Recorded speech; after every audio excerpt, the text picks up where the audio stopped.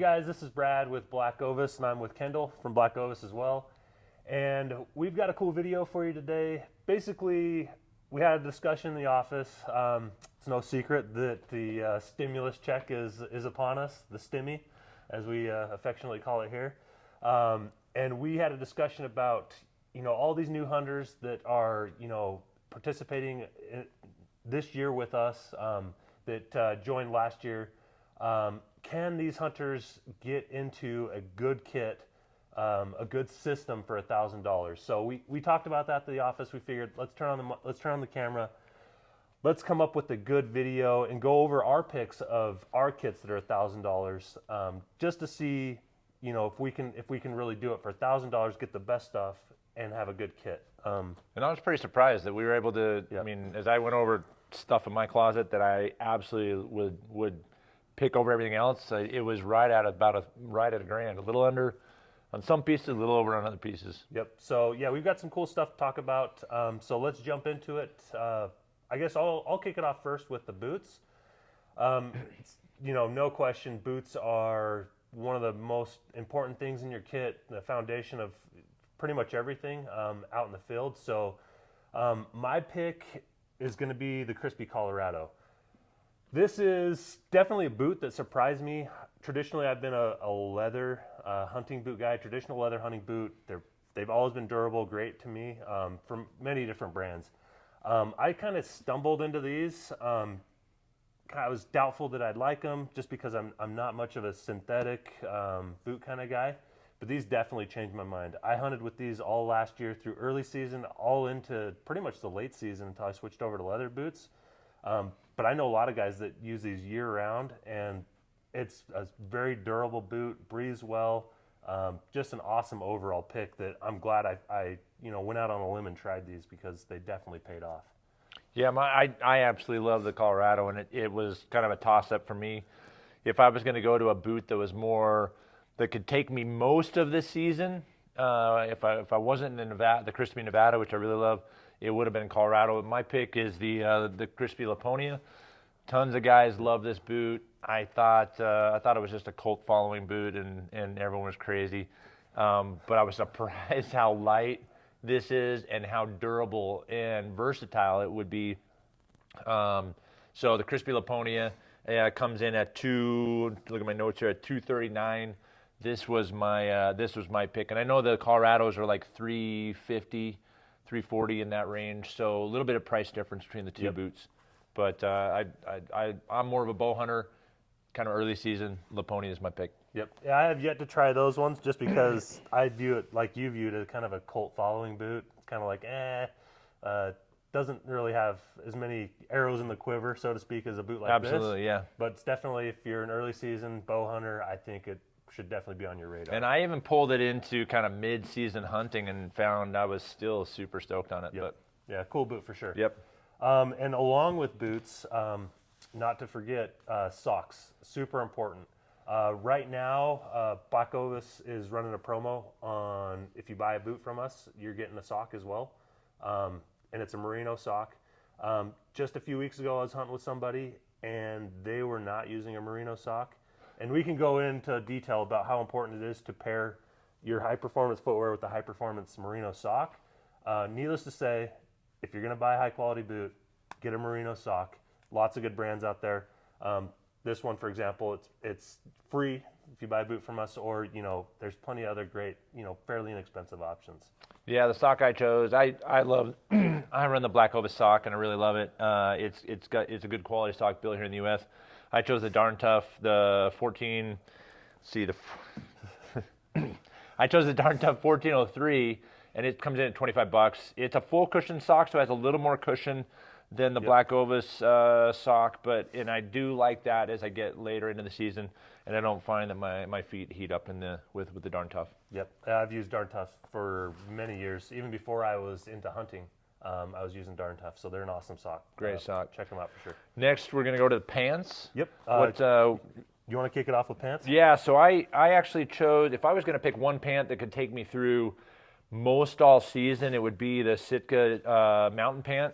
And I've got it here in the subalpine and also in the in the tan color. I run the knee pads. They're super important to me because I find that I really actually like the added heat when it's colder. Yep. But I do like the ability to just kneel down and no thought, no anything. If I was going to do a runner-up pant, it would be the BlackOvis. The BlackOvis.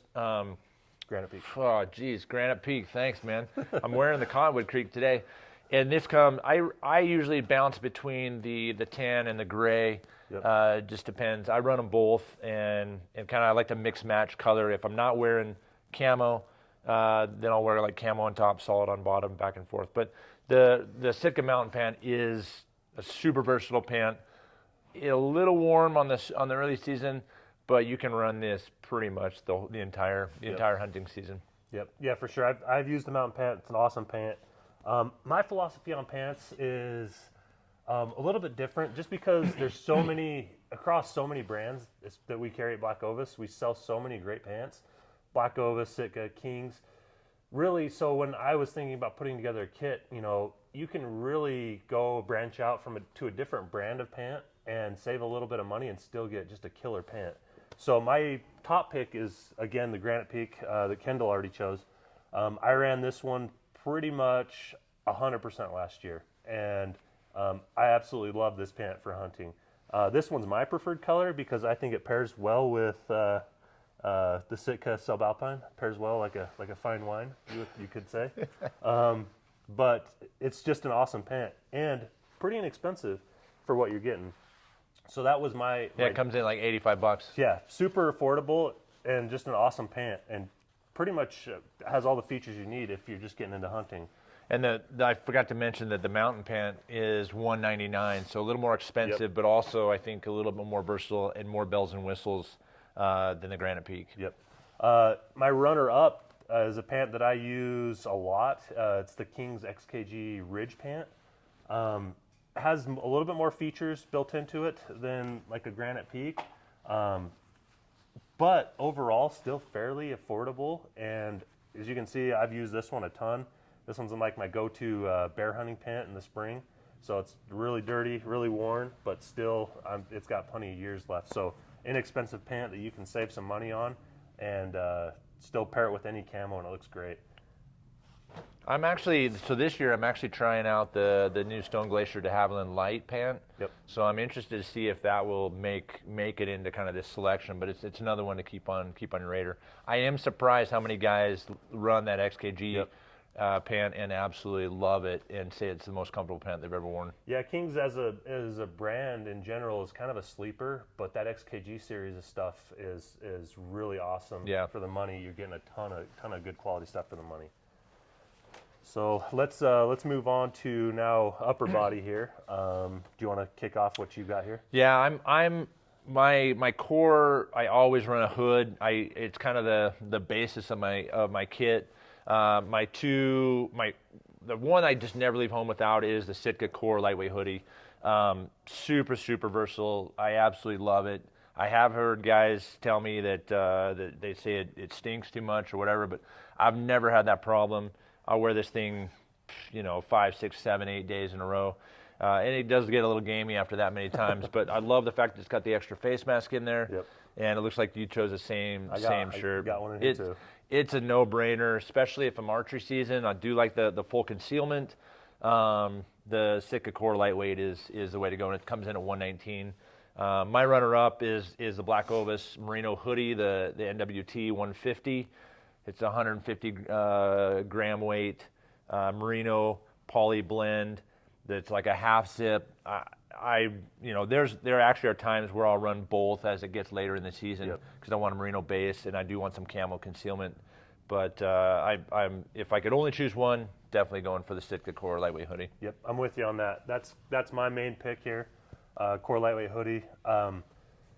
I'm not much of a hoodie guy like Kendall is, but this one has a pass because the hoodie is if you're not using it, it's really unobtrusive, doesn't get in the way, tucks away nice, and you can wear other pieces that have hoods over it, and it doesn't really bother you. That is one thing I found too. It's like the fabric is so lightweight and it's just not bulky that it almost becomes non-existent. I do like that it also zips up a little higher. Yep. right up underneath the chin. Yep, just hunting with this early season in the sun. It's nice to be able to zip it up all the way, throw that hood on, not overheat, but still get some sun protection. That's a feature I like about it, the hood. Yeah, great piece, super durable. I've used mine quite a bit. I really wasn't a big believer in this piece until I started using it, and then I just wanted to keep using it over and over as my main base layer piece. So if you don't like the hood and you want to save just a few bucks, this is one of the very first Sitka pieces I ever bought. Was just a regular core lightweight crew.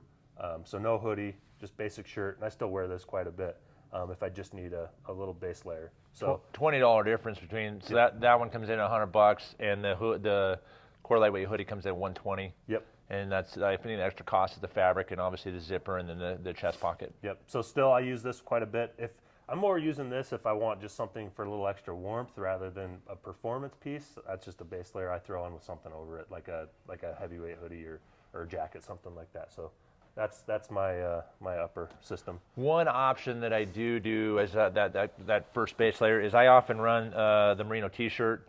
This is the BlackOvis NWT 150T. It's funny because I used to never wear that. I just could wear the core lightweight hoodie, but oftentimes, even in my archery season, I'll run this T-shirt as my first base. So it is an option at $50. There's a cost, obviously, but I think there's a good performance story behind running that either mid or late season. But it's something that I'm surprised that I do that, but that's kind of become my go-to. Yep, sweet. Next layer for you, Brad?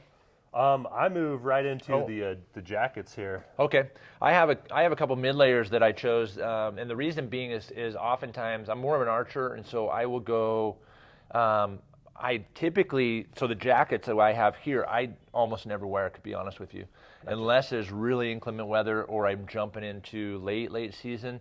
I'll typically wear layers. Even in Alaska this last year, when it wasn't, when it basically rained the whole time, but when it wasn't raining, on the few occasions, I didn't even pack one of these jackets, but I was wearing the heavyweight. So my first pick is I'm really liking the Stone Glacier Helio hoodie.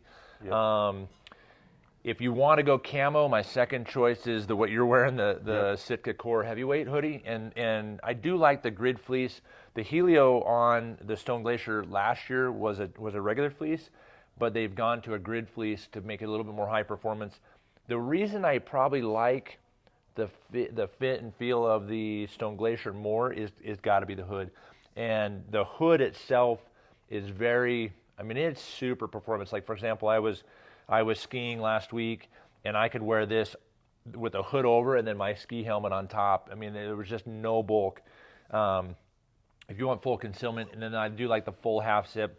The styling and the fit is just a little bit different than the Sitka, and I'm finding myself reaching for this more often. But the Core heavyweight hoodie, if you want to be in the camo world, either subalpine or open country, or the solid like you've got on, is a good choice. But I'm definitely a lightweight Core, and then the heavyweight kind of next layer before I even jump into jackets. Yeah. So that's a great philosophy. I don't have any of these mid-weight pieces, basically because whenever I'm moving, I'm perspiring a lot. I overheat, and then if I'm not moving, I cool down really fast. So I can't really be performance oriented and wear a mid layer just because it's too hot for me. Whereas then if I slow down and I'm just stationary, I'm not warm enough. So that's kind of why I generally only wear a mid-weight piece in later season when it's just absolutely cold out, and I can still wear it and be active. You'll jump to the jacket before you'll jump to one of those pieces. Correct. For that early mid. Okay, yep. So that's kind of my philosophy. And if you're like me, it'll save you a few bucks too, because then you can kind of circle back to these once you've kind of rounded out your kit to kind of fill in a few of the cracks. So that's kind of my philosophy on the mid-weight stuff. The Helio comes in at $119 from Stone Glacier, and then the one you're wearing, the Core heavyweight, is $149. So a little bit of price difference, and you can juggle what you want, if you want to pay a little extra for the camo, or you like the pattern or fit of the Sitka. Yep, exactly. So let's round everything off here with our full outerwear piece, jackets or coats. My pick is the Sitka Jetstream jacket. So this thing is by far probably one of my favorite pieces of kit from Sitka. Just an overall well thought out, well fitting, awesome piece of gear that will last you many, many years. I love the hood, the fit, the length of it. I buy the tall version, and it fits just like a glove. Which is brilliant. I'm so glad they came out with the talls. Yep, the fleece is like a perfect weight. Everything about this jacket is really dialed in. I hope they never change it because I think it's the best piece that I think that they make. But also, we get lots of questions of just guys buying in. You know, do I try Sitka? Do I take the leap? What's the first piece that I buy to build my whole system around? I think the Jetstream jacket is definitely top 1 or 2 choices there to build a system around. So that's why I chose this one. It's if you're going Sitka or just getting into hunting, rounding out your kit, trying to keep a budget kit, you can still buy these Sitka pieces and have it fit right into your whole system. So that's why I chose that. And then if you are like me as well, but you are on both extremes of hot and cold when you're exerting energy and not moving, staying stationary. Sometimes the puffy is the ticket though. So this is kind of my runner-up. This is their core. Oh no, excuse me. This is their Kelvin Active Down. Is that correct? Yep. This thing. This was new last year, 2020. Fairly new piece. So they combine some down, some synthetic in the insulation.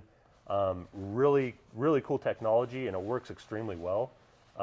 So, you know, bear hunting, when you're early in the spring and it's hot during the day and cold, really cold in the evening, when, you know, activity of bears is high, this is an awesome piece to have because you're stationary, you're sitting, and you might need something a little bit more than, say, the Jetstream jacket.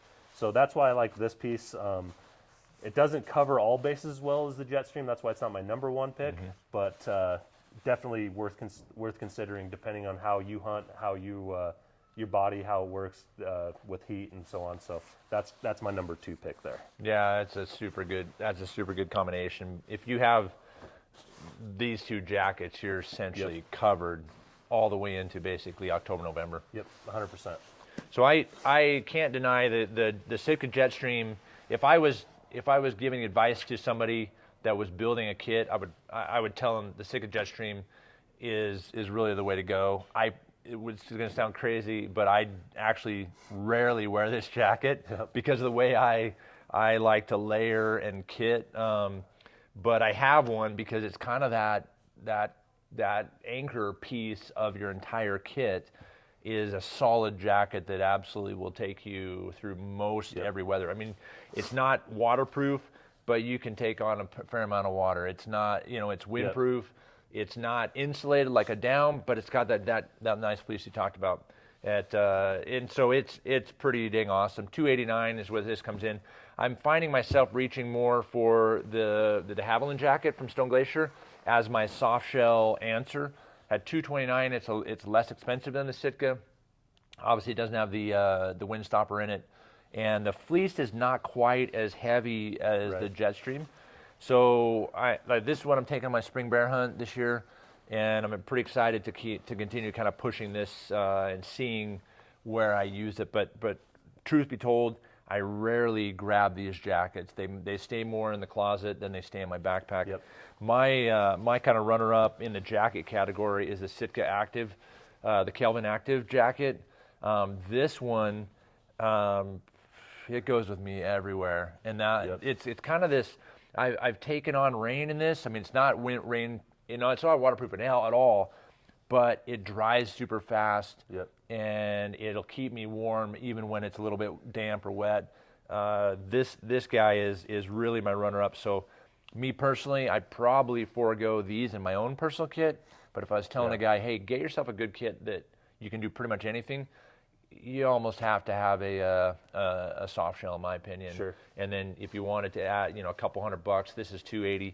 You could jump into a little more expensive, but you can jump into like the Active jacket. Yep. And you've got some insulation, and you've got a little bit more story to tell if you want to stretch your stimmy. Yep.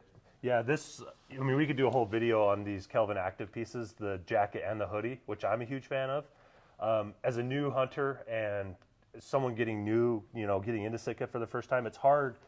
I think it's hard for them. It was hard for me to drop the money on pieces like this that are so light, and then just comparing it to like a Jetstream, it's like, man, there's just not as much substance to this. Like, I'll go with the Jetstream. It almost feels like you're not getting as much bang for your buck. Correct. Yes. Until you use these jackets, though, and Kendall and myself could go at length. Maybe it'll be a whole another video, but we could go at length and the awesomeness of these pieces, how well they work, no doubt, and really how much weight you can save and pair them with other lightweight pieces to really get the same effect. So it's something that I've just discovered in the last couple of years. But yeah, these jackets are awesome. So that pretty much does outlines the choices that Brad and I have on this.